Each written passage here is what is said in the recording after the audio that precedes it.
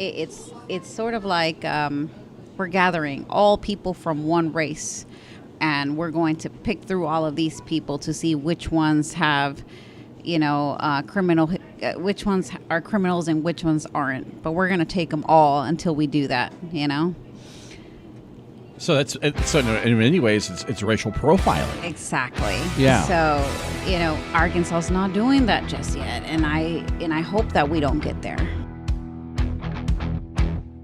River Valley Voices, stories close to home, from Van Buren streets to wherever you roam. Recorded over lunch at Mama B's, talking with the people who shape our communities. A non-profit leader, a singer with a song, a mayor, a minister, or someone proving us wrong. Good food on the menu, useful talk on the way, with information, fresh ideas, and something to say.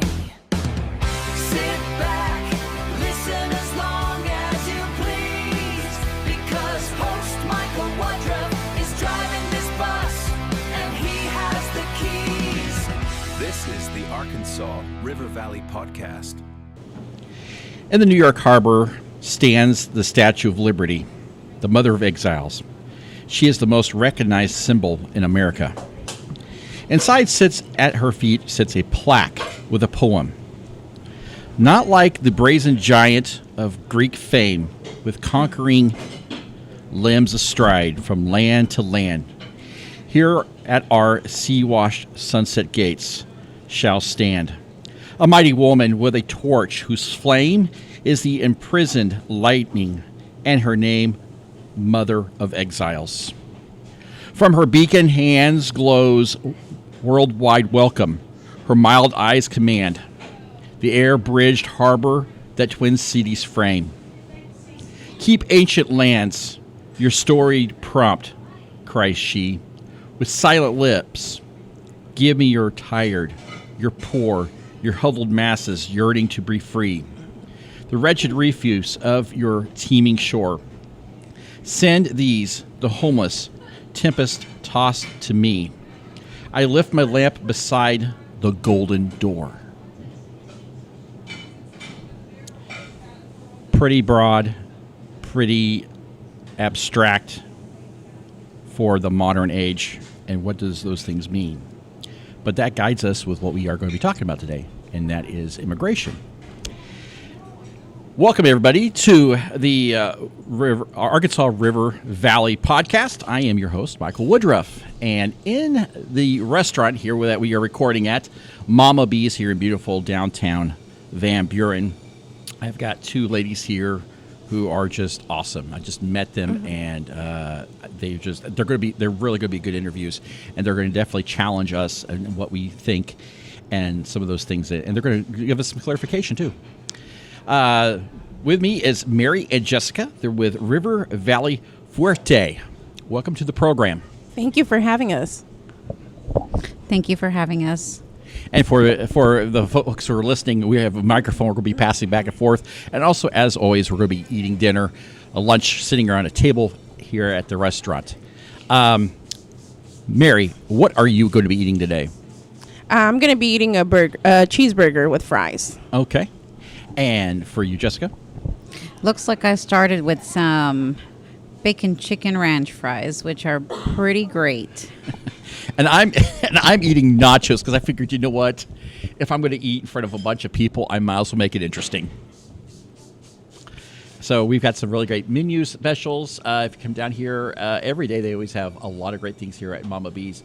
They've got, of course, hand-cut French fries, mac and cheese, green beans, potato salad. Breakfast is awesome, too. They've got breakfast burritos, which is my favorite. They've got breakfast taco, breakfast sandwiches, biscuits and gravy, bacon, eggs, the whole 9 yards.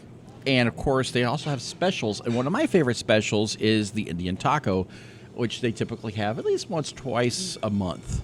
So they don't have it on the menu today. But they had it on, I think it was last week, I believe. Well, ladies, thank you very much for coming to the program. Let's talk about the River Valley Fuerte, and what does that mean? River Valley Fuerte means River Valley strong. That's exact. We chose this name. It took a lot of thinking, a lot of compromising. Our mission statement is to strengthen and cultivate our more inclusive community for all through education, acceptance, and equality. Through community partnerships, education, and assistance programs, we strive to live in solidarity with our immigrant community. That's our mission statement, but extensively what we want to do is we want to help our immigrant community, help incorporate, make sure that we're inclusive, that they feel part of this community without feeling excluded. Now, typically when people start a nonprofit, and I've interviewed nonprofits many times in the past, the goal is to fix something in the community or to advocate for something that they feel that is not being done right now. So coming from that frame, what are the things that you guys felt when you started this organization that you needed to advocate for? So we did need to advocate for, again, immigrant rights. When we talk about rights, it's a lot of people believe that just because you're undocumented or you don't have the legal status, you don't have any rights, which you actually do. All you do have the rights to a fair trial. You do have the rights, and just things like that. When it comes to encountering law enforcement, what rights do you have when it comes to that? Okay. So, anything you want to add to that, Jessica? We also noticed that there was a great lack of knowledge of resources within our community, and that's something that we also advocate for. If there's something out there that can be helpful to anyone in our community and help make their lives better or easier, why shouldn't they be taking advantage of that? If they are an active part of the community, they are an active part of contributing to the economics in our community. Okay. So, on an average day or average week, what's if I stopped by and hung out there at your office, what would I see? So we do a lot of, sometimes we can go a week without getting a call. And it's pretty calm, and that's how we like to hear it. But normally we'll get a call. We actually work with the social workers with the Fort Smith Public Schools. So sometimes they refer a lot of people to us. They're afraid to come out and speak to other organizations because of their legal status. So the social workers will refer them to us. We get a lot of those. And just needing food, needing transportation. A lot of people don't drive because they're afraid, or they don't have a driver's license because they don't have a possibility to get one. So we do a lot of driving around the people, the community. We deliver groceries. Anything that I'm not thinking. We do a lot of things for the community. So basically, you guys are loving people. Yes, we're just loving Ultimately, people, just loving people. and taking care of people. For their humanity, not for their legal status or the way they're living. We just care about their humanity. Okay. Now, when people hear about your organization and your name, what do you hope that they understand before the politics of everything comes to the room? That's actually a great question. When people hear River Valley Fuerte, one of the things that I'd like people to know is that we're here, like Maride said, we're here for humanity purposes, right? We don't care where you're from, when you came here, what your background is. If you're in need, we are going to be here to help you. We're going to be here to get the resources or try to find the resources to be able to help you. And so, you asked about being one week in our office. What's that week look when it's not slow? What does that look like? What happens when it gets so crazy? And what do you guys do? So we have a great group of soldiers that, by the way, we're all women, and we activate ourselves, and we start trying to find whatever fits best for the person calling us in need.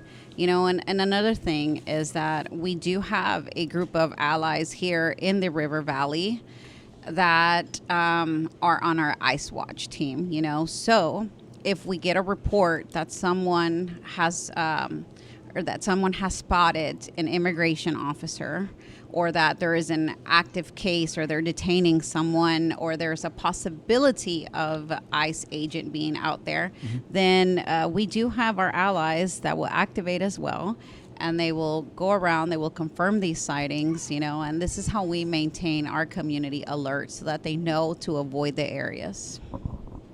Okay, now we're starting to get the stuff where people are reason why they're listening to this program.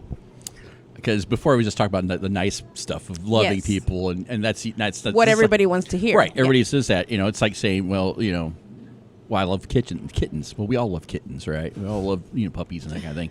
So now we're talking about some really serious political stuff. Right. That really gets people hot and bothered. Right? Definitely, yes, Yeah. we understand.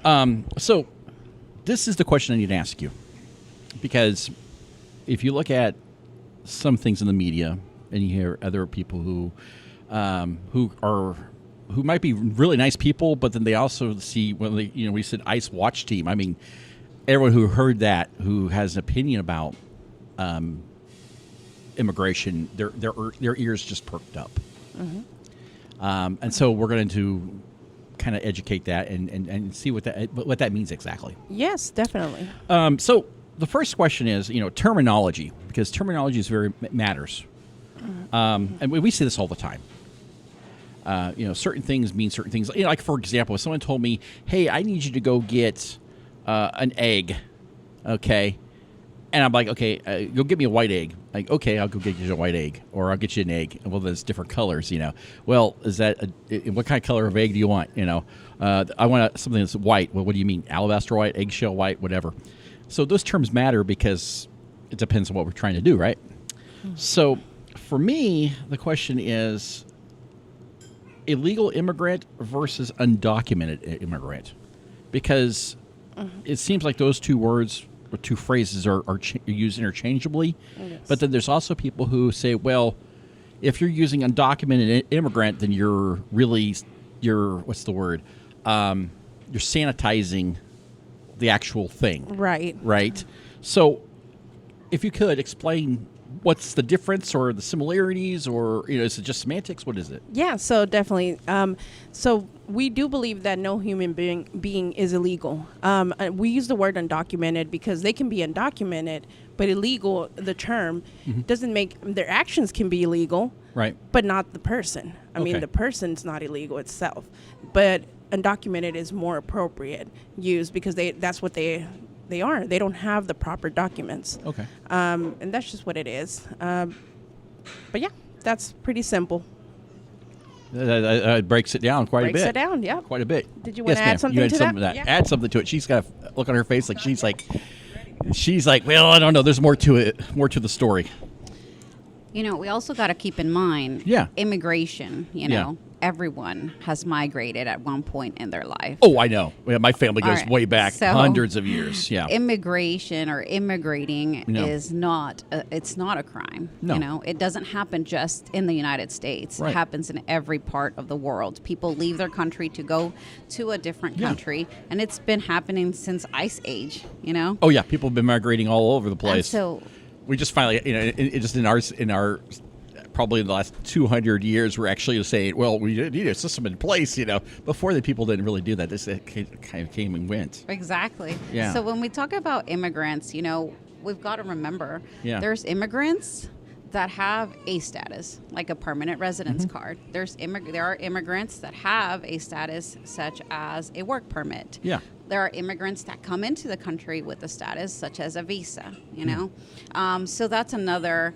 misconception. People hear the word immigrant and their mind takes them to, oh, it's an illegal alien, or it's an illegal undocumented immigrant. And that's not necessarily the case. Yeah.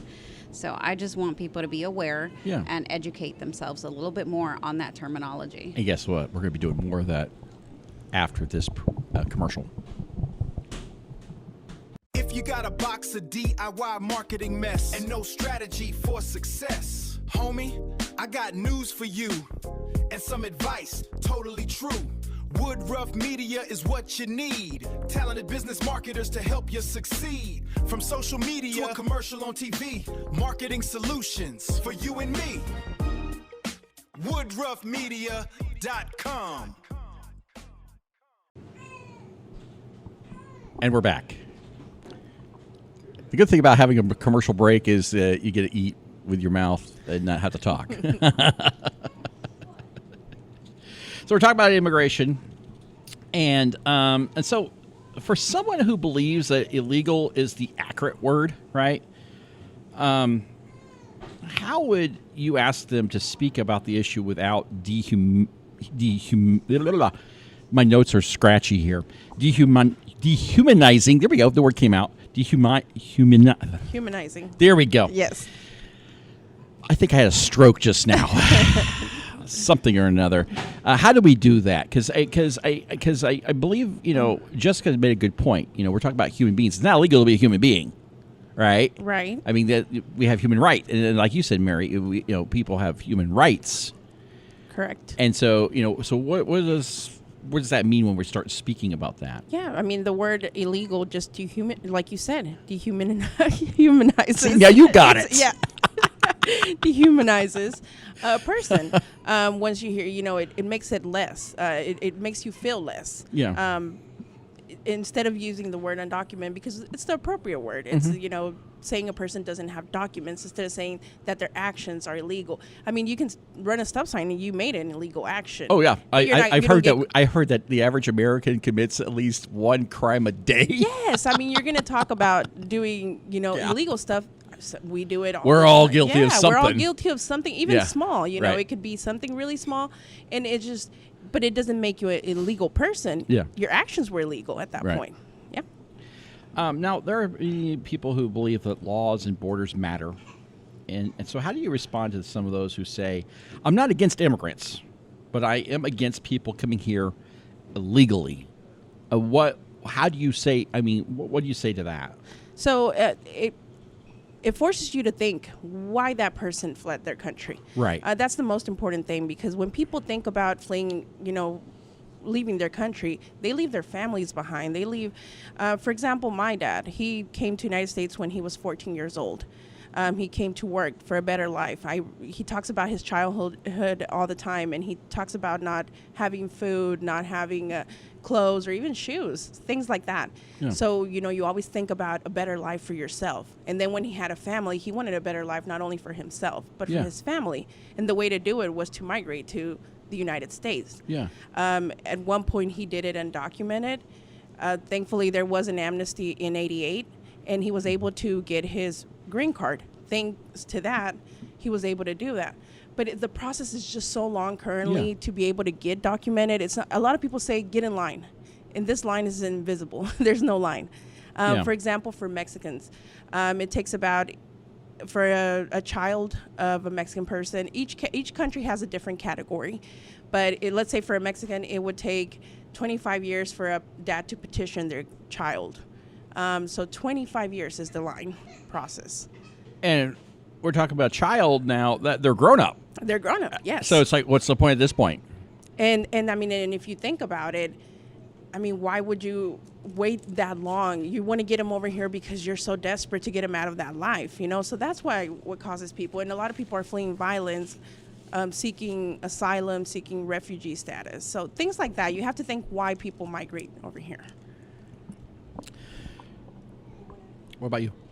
Nothing? Okay.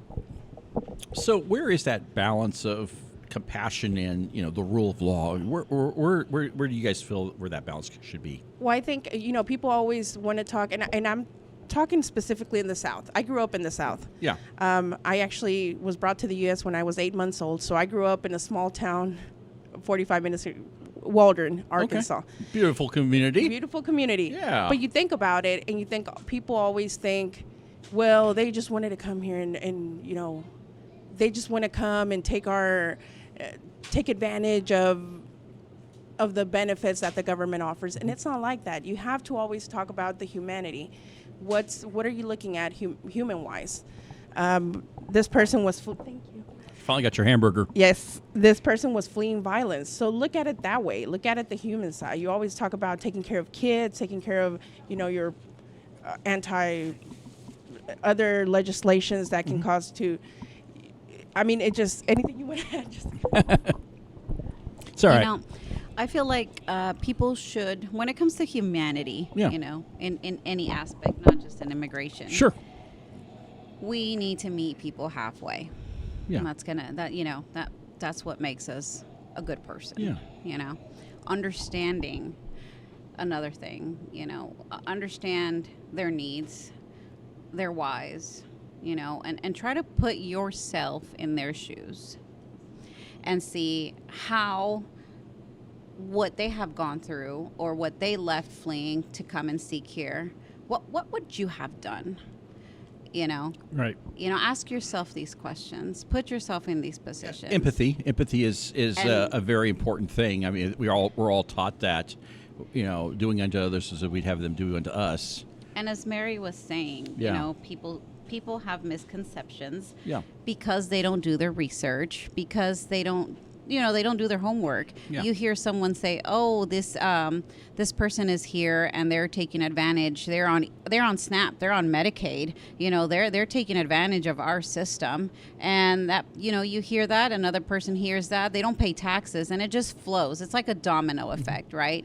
But people don't take the time to really take a look and dive deep into these claims. Yeah. One, Yeah. I want to shatter that undocumented people do not qualify for Medicaid or any federal aid at that. Okay? You know, so they're not taking advantage. They're not taking anything that belongs to you. They're not taking advantage of that.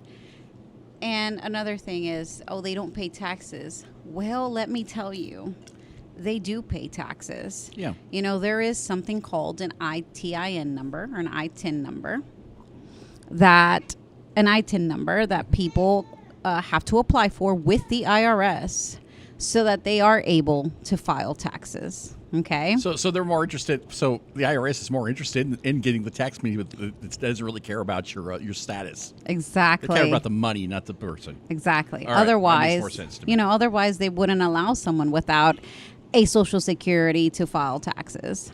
And so the Institute of Taxation and Economic Policy analyzed taxes in 2024, and they analyzed the 2022 tax data.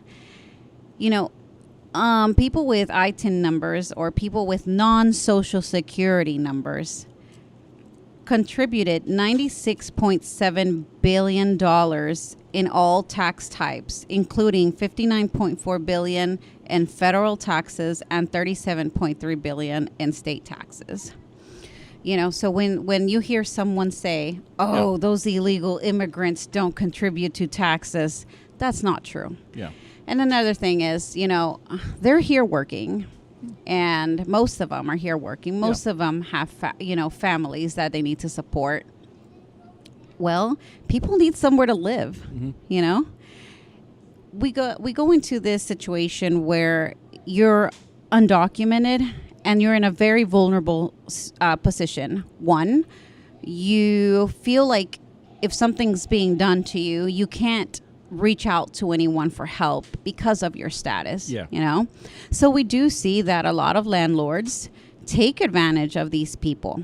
You know, so eventually these people get tired of being taken advantage of, and they realize, they get a little bit of education, and they realize, oh, you know, we can file for an ITIN number, we can file our taxes, and we can get a mortgage loan with a bank that can offer a mortgage loan for ITIN number holders, and we can go buy a house, right? So they start building their legacy here. Yeah. Like everyone else, like your neighbor, you know, like my neighbor. So that's something I wanted to add on to this. Yeah.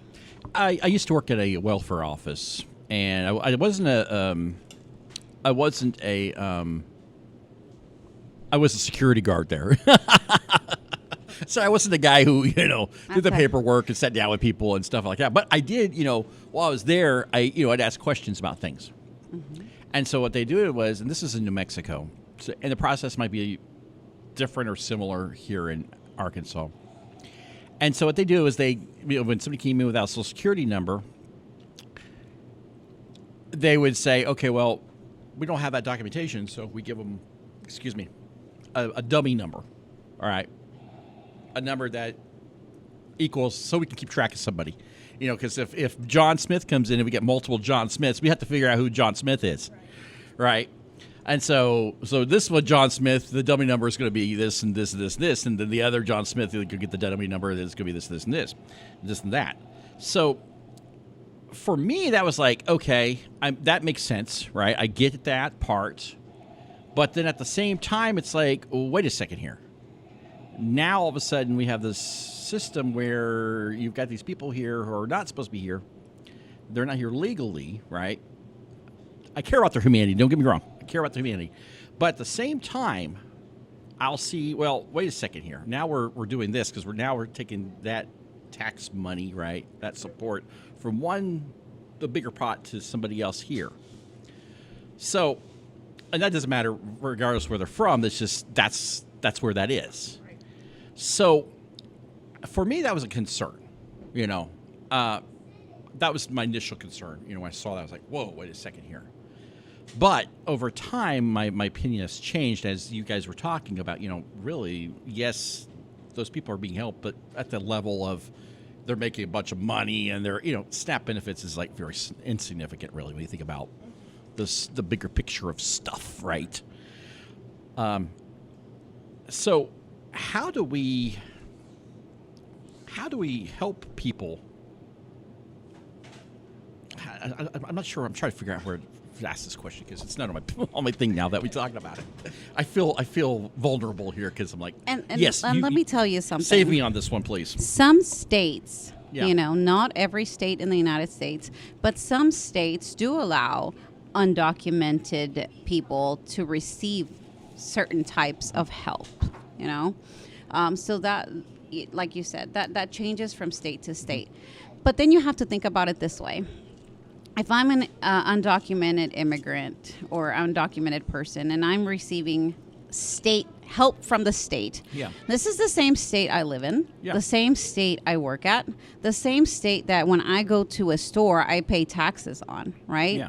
So am I really taking away from your pocket? Am I really taking away from something that belongs to you if I'm contributing to the social economy in this state where I'm being offered help? I would say that's probably a zero sum. I mean, that's I said, I think that's a zero sum. I think, whatever is being taken out of is probably being given back way more percentage. Yeah, go ahead. Yes. So like Jessica said, I mean, we've talked about federal taxes, paying that, but undocumented people don't carry around a card that says I'm undocumented. I don't get to pay city taxes. Right. You so go to the store, taxes. You're still paying taxes. Yeah. If you have property, if you have a vehicle, you have to pay taxes just like anyone else does. I mean, that's part of living in the community. That's where we go to. Saying that we are part of the community and being accepted. And that's what we fight so hard for. Yeah. So one of the biggest things I think when it comes to, and you guys already touched upon this about being exploited. From like the landlord who says, well, these people here are undocumented, so I can take advantage of that. There's also deeper questions of, wage theft, unsafe working conditions, housing abuse, which we already talked about that, threats, human trafficking. I mean, it's hard to track somebody who came here undocumented when there's no documentation. So, they're pretty much a person who doesn't exist on paper.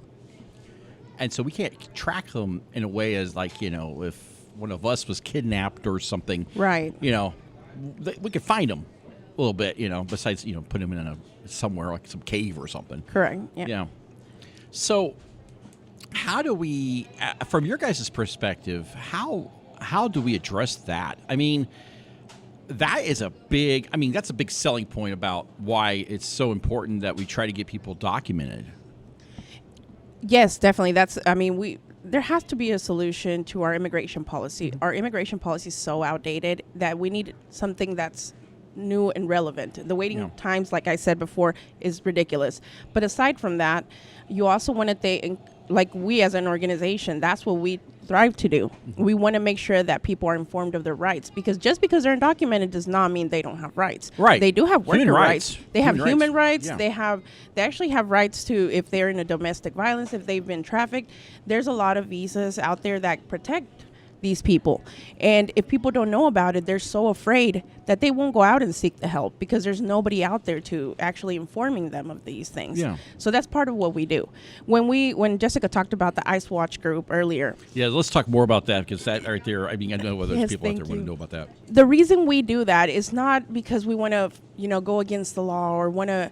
No, that's not the reason we do that. The reason we do that is we want to make sure that people. Oh, I'm good, ma'am. Thank you. Oh, yeah. Thank you. I'm getting a refill. How about you? Yes, Yeah, me too. yeah. Yes, thank you. I'll take the straw. Thank you, ma'am. Thank you.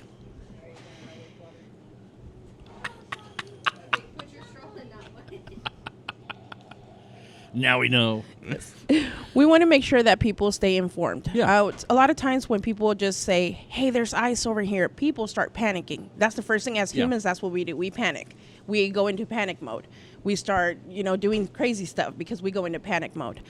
And that's not what we want. We want a calm community saying that, okay, there was somebody picked up over here because they had a warrant. They were being looked for, and that changes the aspect. People realize, okay, well, they're not out there searching just for anybody that's undocumented. They're searching for a person that probably had a criminal record or something, and that's why they were detained, which we always thrive. We always want safer communities. We don't want. People always think, well, they're all criminals. No, that's not because we live here. We Yeah. have people that have lived here over 30 plus years, and we want safer communities, Yeah. just like anyone else does. And I've heard, and this is the thing, from our politician standpoint, immigration has been this question, right, for probably, I'd say, over 100 years. And, I mean, if it wasn't a question, we wouldn't have had places like Ellis Island established. We wouldn't have... We're good. Yeah, we're good, thank you, ma'am. We wouldn't have other laws on the books, and what the question is, what is an American, and the amendments and that kind of thing, and who's an American and what does that mean. So, for me, looking at the enforcement aspect of this, and I'm glad you mentioned this about ICE. We have, especially in this past year or so, we've had this big, influx of, they're looking for ICE people. They're recruiting ICE officers, and it seems like we're mobilizing a military force to round people up and put them on the back of trucks. Is that going on right now? Is that something that we're doing right now in our community that you've seen?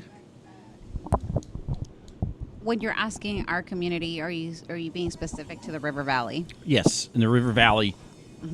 We have not seen activeness such as there was in Minnesota. Yeah. Okay. Well, you there- talk about that too, because I know you want to talk about that. Well, there is ICE is present Yeah. in the River Valley, and we believe that they're isolated cases.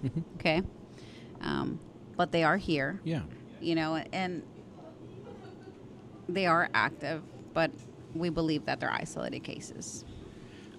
I'll go ahead. Go ahead, Mary.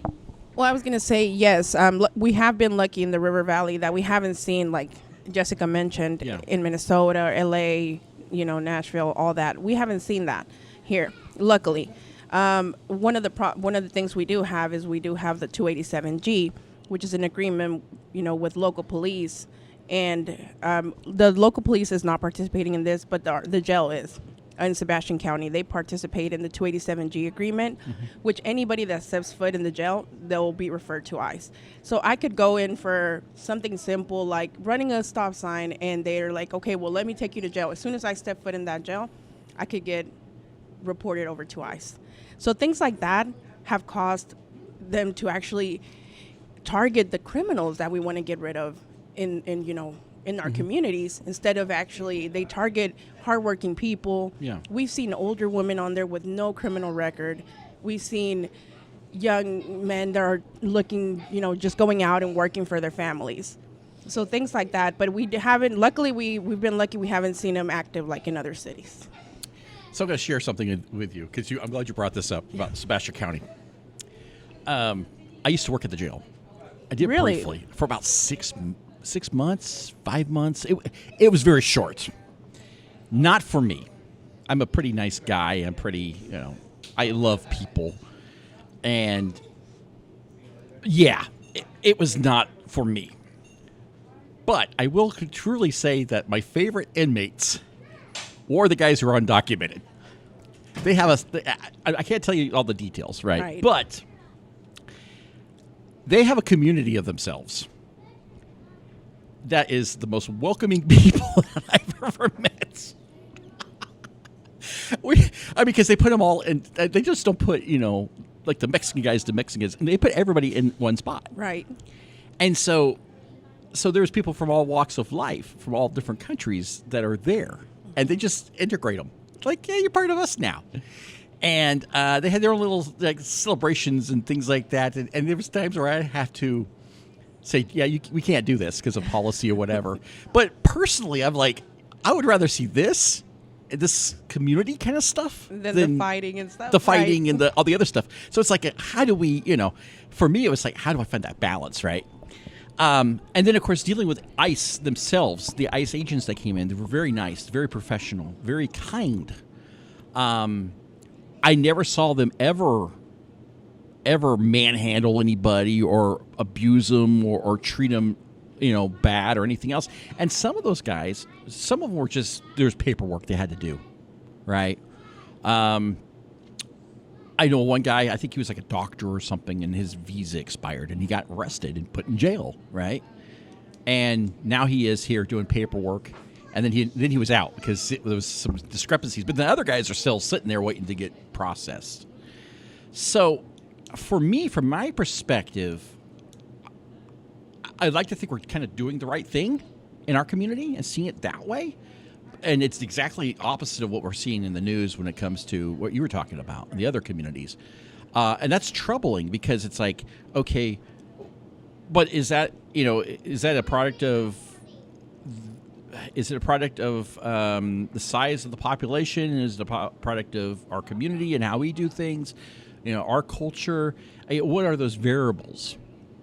And what do you think? What do you guys think? Are we doing it the right way here, or what should change? What should be better?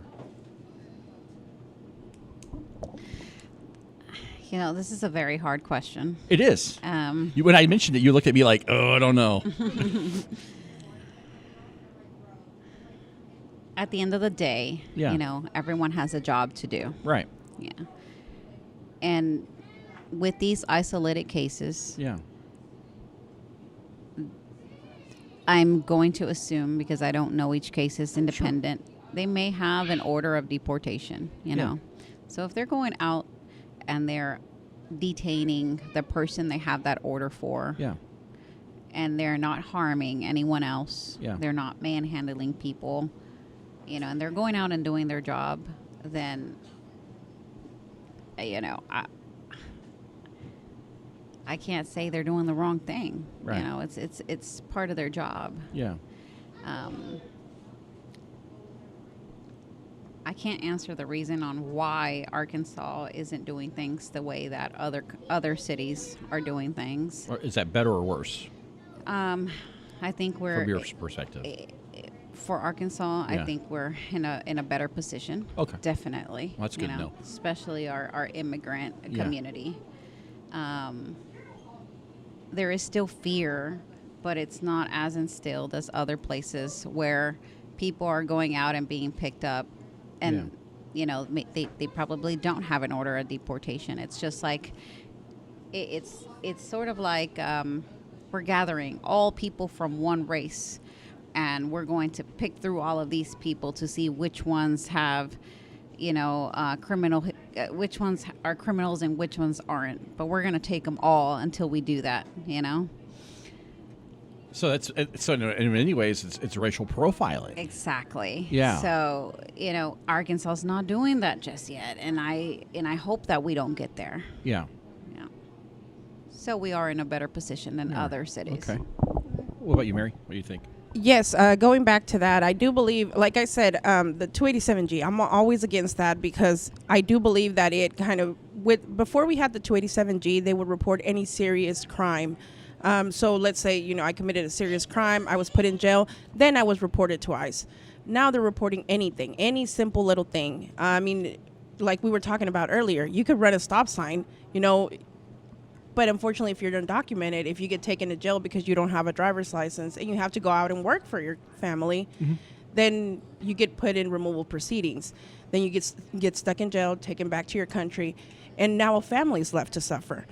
Like Jessica was saying, you know, luckily we haven't seen where they go out and round. But at the end of the day, also, that person doesn't mean that just because they were taken that they had a criminal record. They could have been, you know, just a process. They overstayed their visa. They got put in removal proceedings. They're still out there providing for their family. And like we saw this morning, we actually got a report this morning. Oh, yeah. Yes. It was some group of guys in a truck. They were heading to work and they were stopped, pulled over. And I think they took about 2 people, I believe. Was that right, Jessica? I think. Both of them were undocumented. Some of them were citizens, so they were able to stay. But just things like that. They were heading to work. They weren't doing anything, you know, illegal. Right. They were heading to work. That's all they were doing. So, and they get stopped and they get taken. It's a family that's probably going to suffer. If they had kids, if they had a wife, if they had whatever. Yeah. They're gonna suffer because the kids are also. I mean, you got to think about that. When they ask, "Where's Daddy?" He's not coming home today anymore. So, think about that perspective.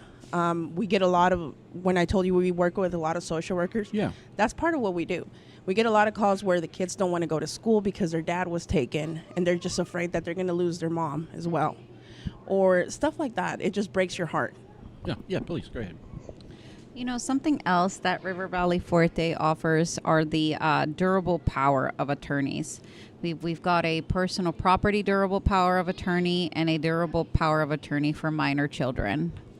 And that's something that I'd like for our listeners to put in perspective as well. You know, imagine being so uncertain that you're having to sign a legal document for someone to take care of your children in the event that something were to happen to you. You know, that you're going to be going out to work and you get taken. You're not going to be home to cook dinner for your child, to tuck them into bed, you know, read them a bedtime story. And so now you're looking at things in the lens of family, right? What mother wants to be away from their children? What children want to be away from their parents, you know? Then think about the psychological trauma and everything that comes following that. Yeah. And I think that's something that when we start putting face on, I don't want to say problem because that's a negative connotation, but we just have to say that's a, you know, just for the sake of the argument. We have to put a face on stuff.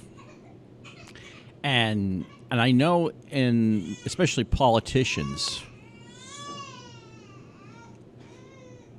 and even our own president right now, his opinion on this puts a face that undocumented people are rapists and killers and all these other things. But I saw a statistic recently that was like 4% of all undocumented people were actually criminals. Everybody else was just, you know, doing their thing. They got picked up and now they're being processed, and now we got to deal with that aspect. So, you know, when we start talking about that stuff, we start seeing things in the news. We call that mean world syndrome, where you see one thing and it's been repeated a couple times in the news, and now it's like you think the whole world's going to hell. What do you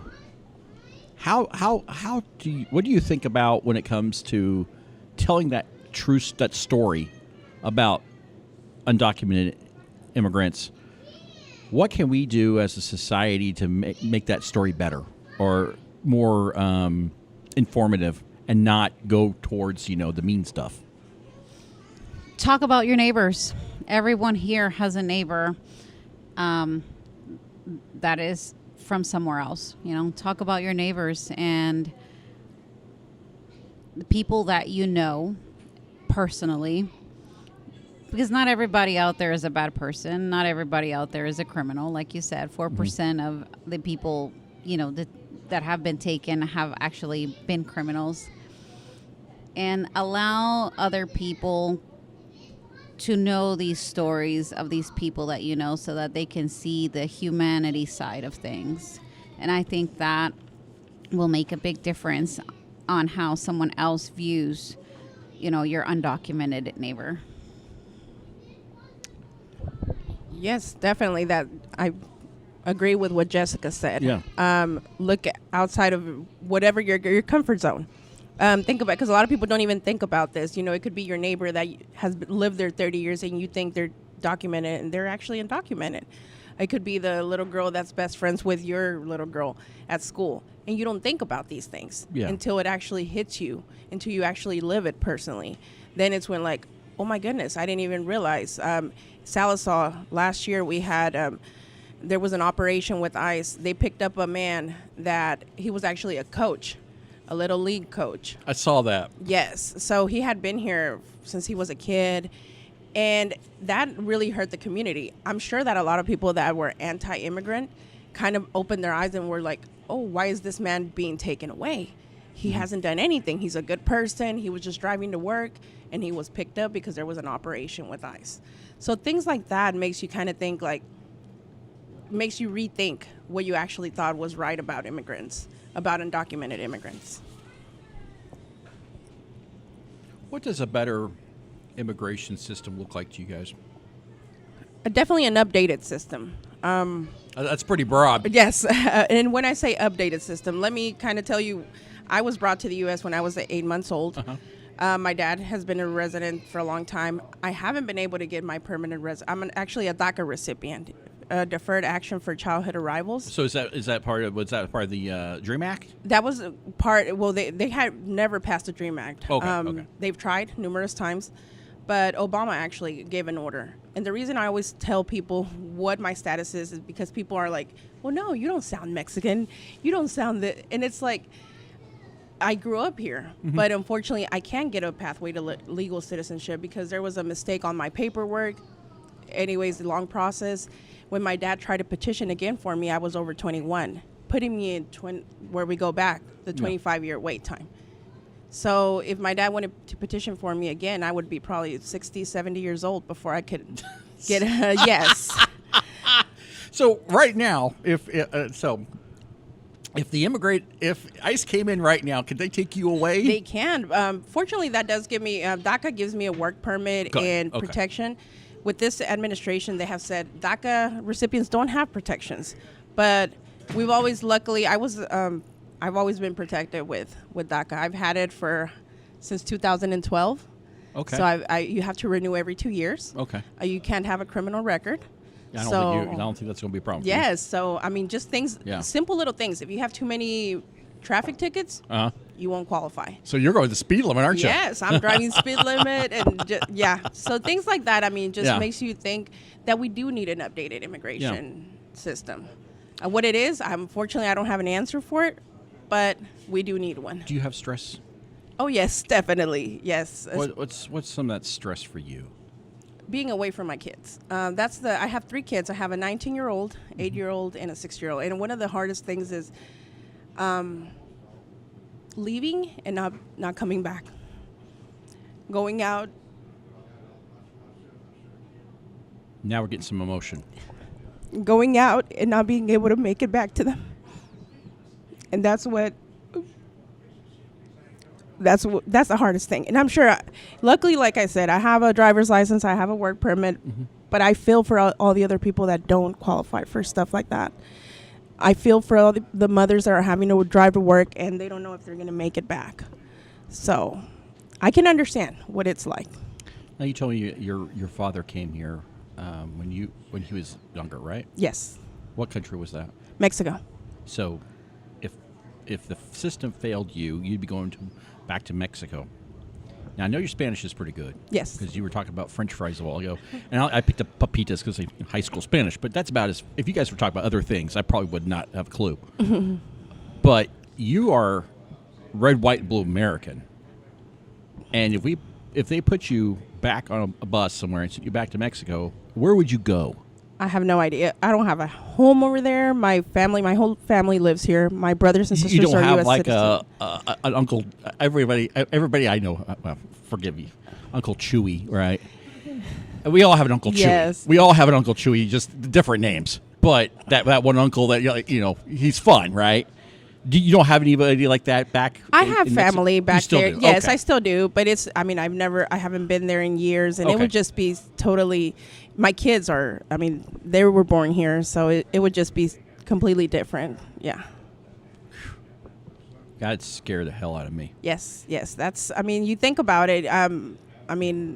You grow up thinking that you are part of this community, that you are American. Honestly, if you wouldn't have told me. Did you grow up knowing this, or was this something that was revealed to you later? So when my dad petitioned for us initially, I was able to get a temporary visa. And luckily, when I was 16, I was able to get my driver's license just like any other U.S. citizen. I actually, when all my paperwork mess happened, I was 20. Mm-hmm. And so by the time when I found out, they went to notaries a lot. And notaries, a lot of people in our countries, notaries are like lawyers. Mm-hmm. In America, that's not it. No, notaries. They're just proof that the document was signed. That's all they do. And a lot of people, because they do this, they get their paperwork messed up. And that's kind of what happened to me. And so I was. So it was basically a misinformation of terms. Misinformation. I think that they didn't include a birth certificate, Uh-huh. which is something simple. Yeah. Yeah. Oh gosh, what a mess. Yes. What a mess. Now, what for you, Jessica? What do you wish that politicians understood about communities like this, like ours, or about the immigrant community as a whole, those challenges? I feel like they need to understand that diversity in a community matters. It does. People from different places bring different ideas, different perspectives, different actions. Diversity always makes a community better. It allows people to grow stronger together. And when you're strong together as a community,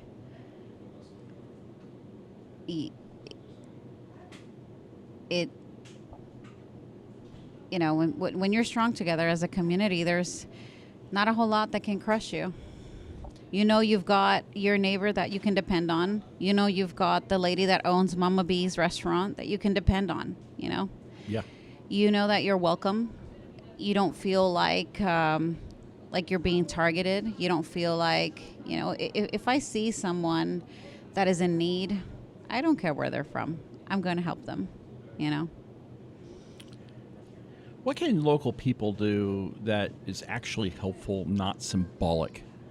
Because I know that there's people out there who are like, oh, yeah, I want to help people and blah, blah, blah. But when it really comes down to it, it's just lip service.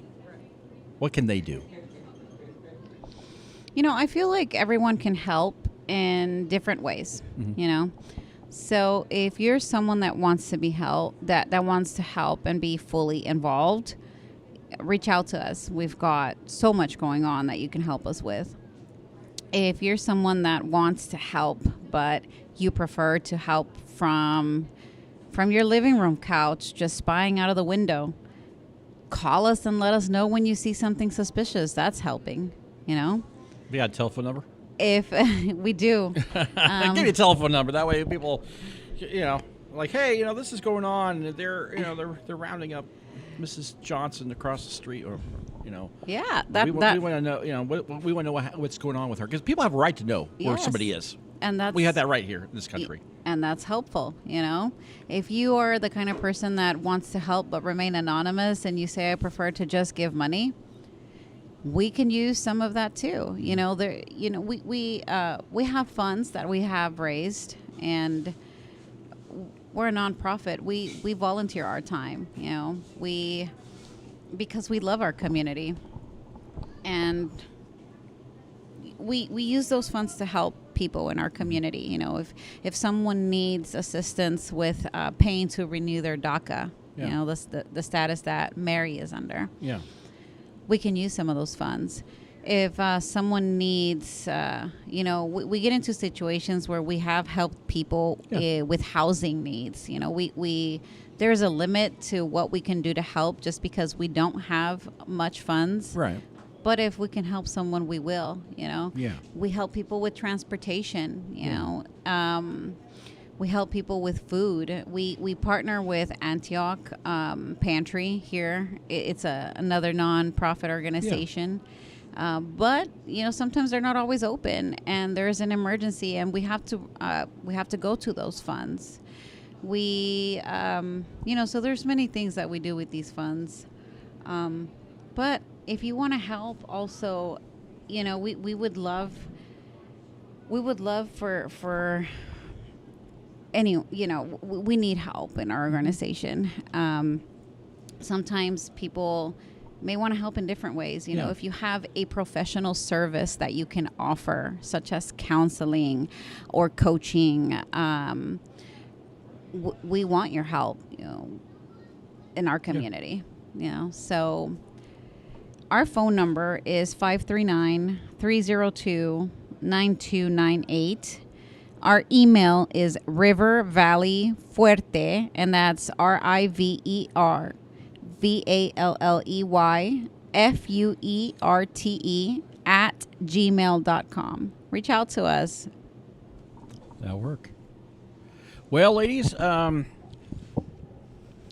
we'll talk more after this. If you enjoyed this program and want to be a guest, send us a Facebook message or email Michael at woodruffmedia.com. We look forward to hearing from you.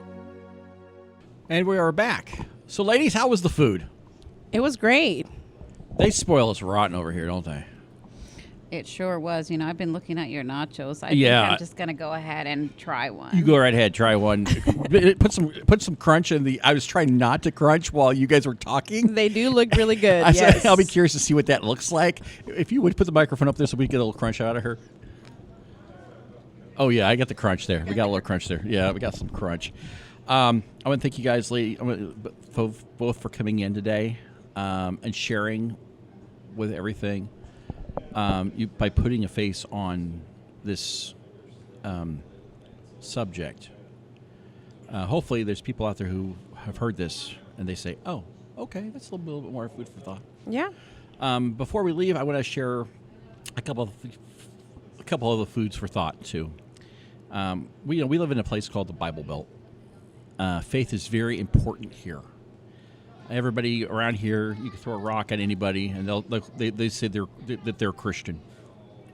You got a Catholic background. I've got a Catholic and Lutheran background. We all have that of some sort, and the likelihood of us knowing Jesus, right, is pretty high. Yes. So for me, everything that I do is guided by that, and I think about. Especially right now, and this is one aspect you guys also talk about. I saw on your website you do you do stuff with LGBTQ folks as well in the community, and people think about the book of Leviticus and they use that a lot against that community. Yes, but one of the things that I was reading, because I was reading the book, and it's very important to me because context matters.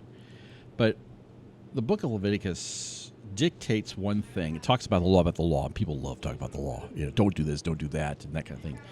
But it also tells us in chapter 19 that God commanded the Israelites to treat foreigners living among them as native born, and to love them as they themselves, and reminded them that they too were once strangers in Egypt.